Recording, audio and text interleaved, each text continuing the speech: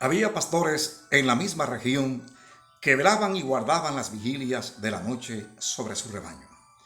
Y aquí se les presentó un ángel del Señor, y la gloria del Señor los rodeó de resplandor.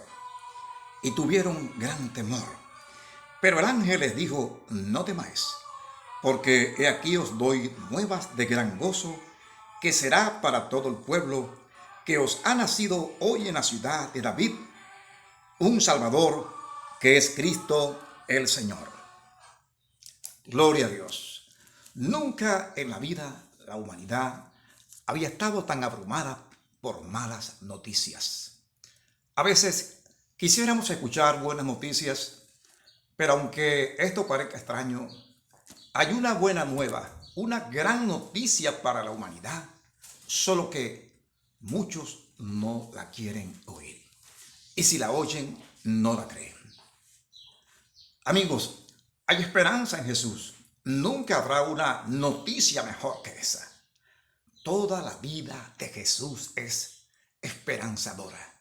Su nacimiento, su muerte, resurrección, exaltación y su próxima venida que está por acontecer son pues los hechos más esperanzadores para la raza humana, porque todos ellos están vinculados con la eternidad, con los planes perfectos de Dios.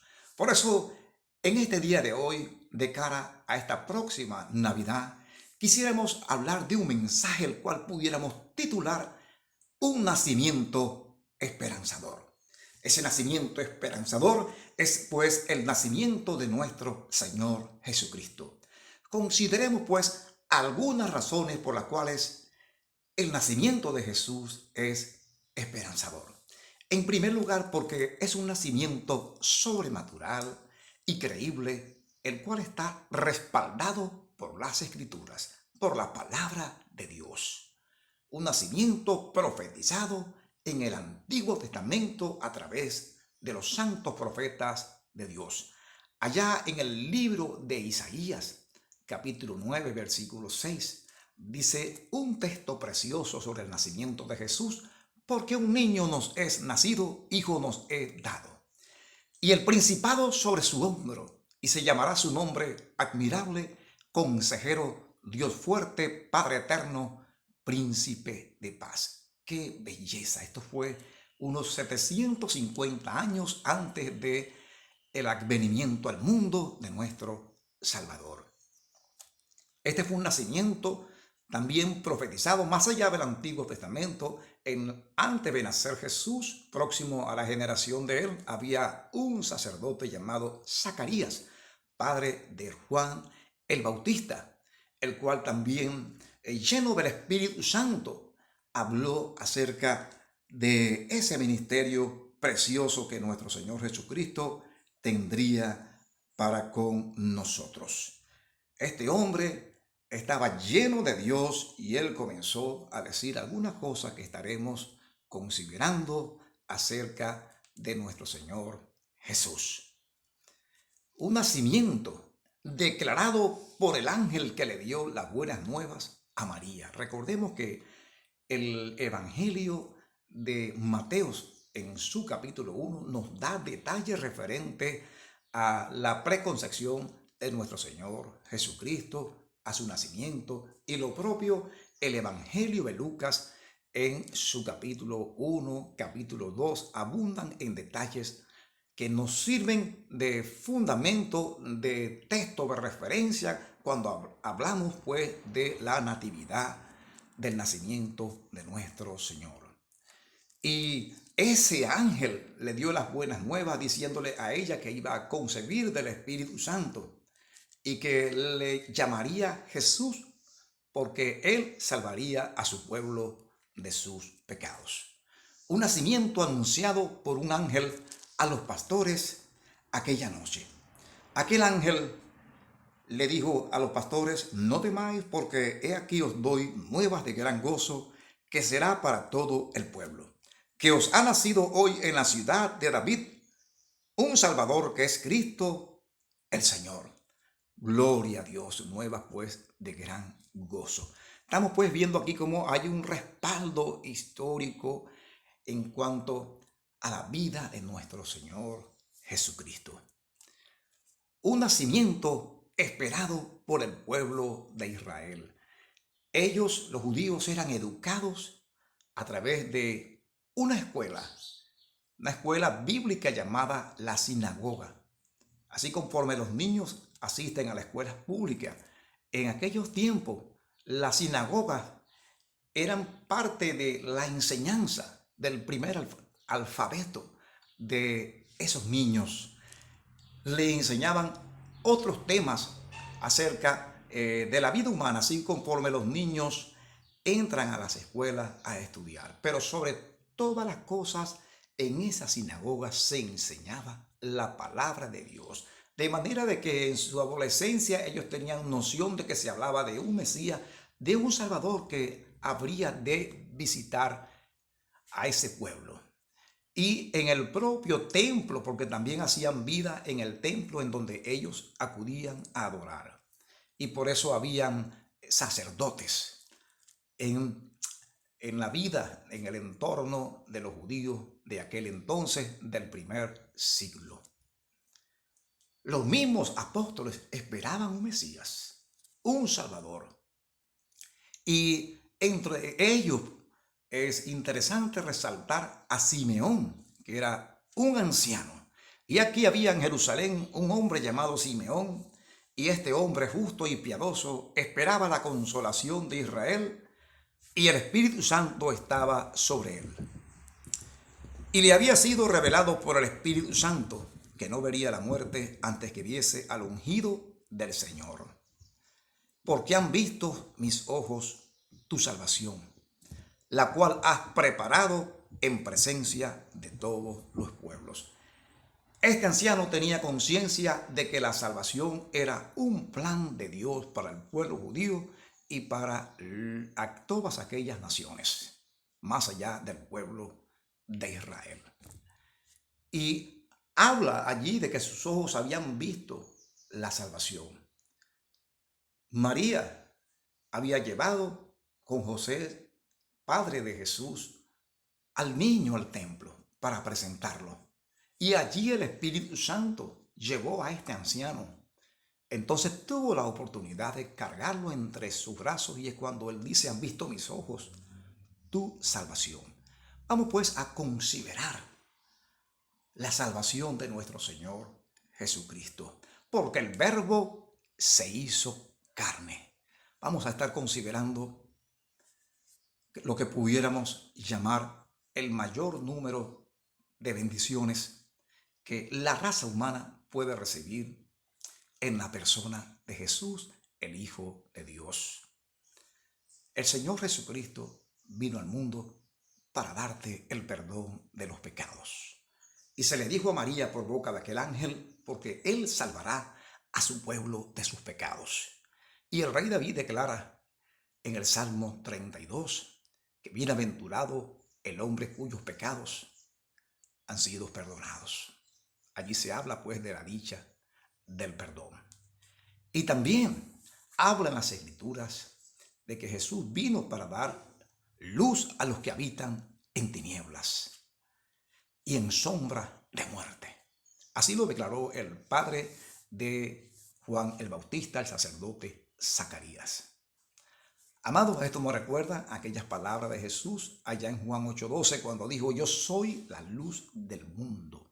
El que me sigue no andará en tinieblas, sino que tendrá la luz de la vida.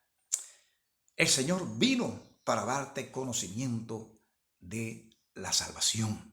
También lo declaró el sacerdote Zacarías en Lucas 1:77. Esta salvación, este conocimiento fue enseñado por Jesús.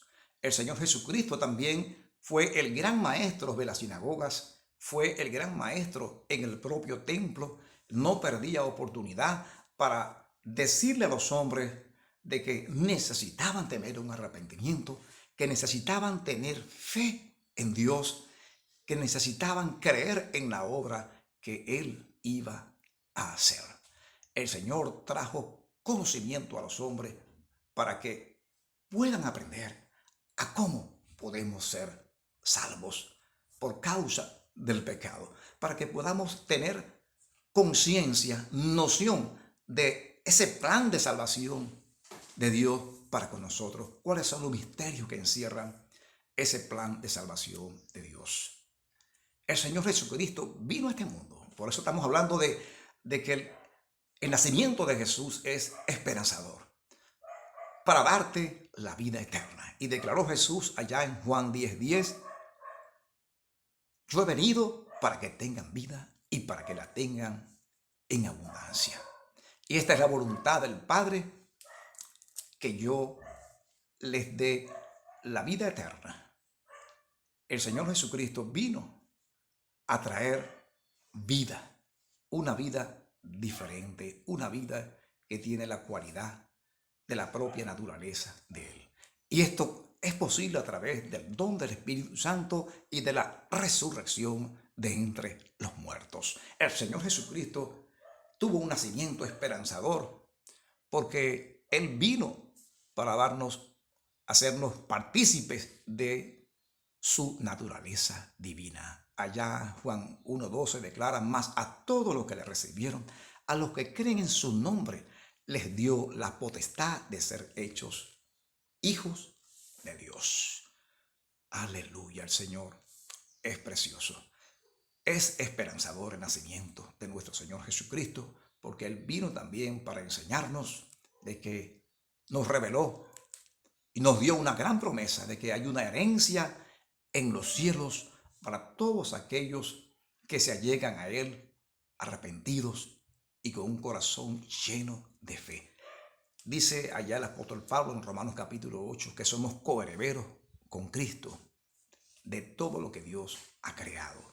Y cuando Jesús le hizo el llamamiento al apóstol Pablo para predicar estas buenas nuevas, cuyo nombre es el Evangelio de Jesucristo, Él le declaró para que abran los ojos de ellos, para que pasen de las tinieblas a la luz, para que en mí tengan perdón de los pecados y una herencia entre los santificados.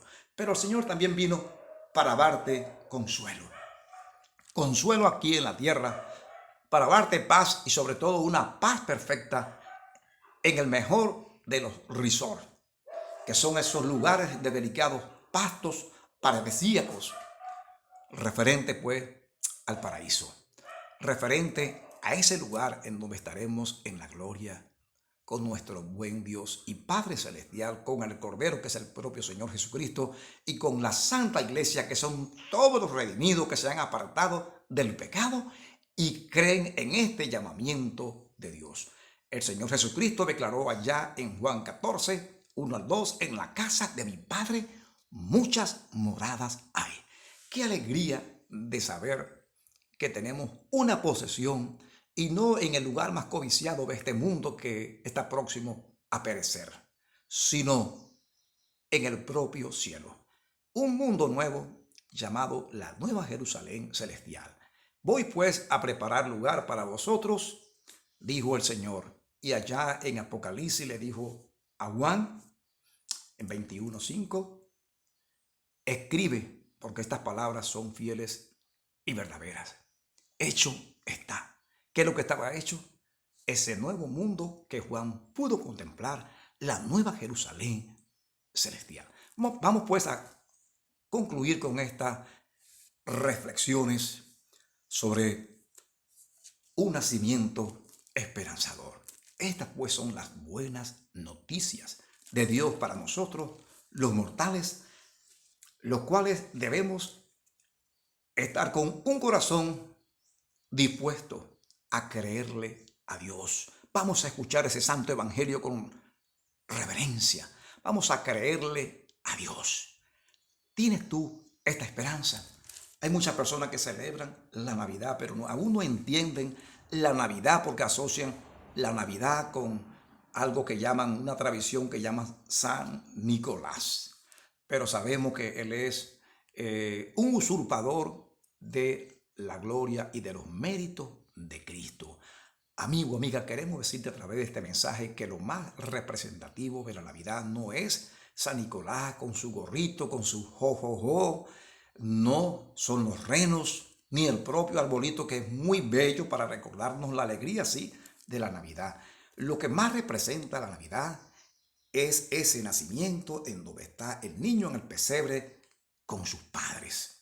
Aleluya. Pero si ese niño Jesús no ha hallado un lugar en el pesebre de tu corazón, aún la Navidad, aún la salvación de Dios no ha llegado a tu vida. Es tiempo ahora, cuando se aproxima un nuevo año, de tomar una decisión a la luz de esta gran revelación que es el Santo Evangelio de Dios, de que Jesucristo vino al mundo para darnos el perdón de los pecados, la vida eterna y una herencia incorruptible en los cielos, y sobre todas las cosas, una relación amorosa con aquel Padre que nos ama. Y por eso el Señor Jesucristo relató aquella parábola del hijo pródigo, en donde aquel padre va corriendo hacia donde está su hijo, lo abraza, lo besa y lo exalta. Aleluya. Quizás en esta Navidad no tienes a alguien esperándote, pero Dios te está esperando para abrazarte. El Señor te ama. Lo más lindo no solamente es vivir esa eternidad, sino la calidad de esa eternidad. ¿Con quién compartiremos esa eternidad? Es una vida para vivirla en amor con Dios y con los santos redimidos, con todas aquellas almas que han procurado un mundo mejor. ¿Crees tú en este plan de salvación de Dios? Es tiempo, pues, de que recuerde de que el mayor y más bello regalo no lo vas a hallar al pie del arbolito, lo vas a encontrar al pie de la cruz. Y para tomar ese presente necesitas humillarte, necesitas al pie de la cruz pedirle perdón a Dios por tus pecados, necesitas ser lavados por la sangre de Cristo, necesitas invitar a Jesús a entrar a tu corazón para que nazca allí, en ese pesebre muy adentro de ti, porque Él quiere alumbrar tu vida, Él quiere darle sentido a tu vida y hacerte beneficiario de estas grandes promesas. Que Dios te bendiga.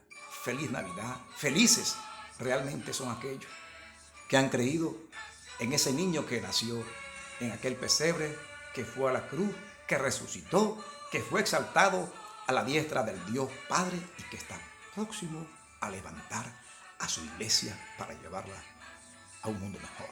Que Dios le bendiga.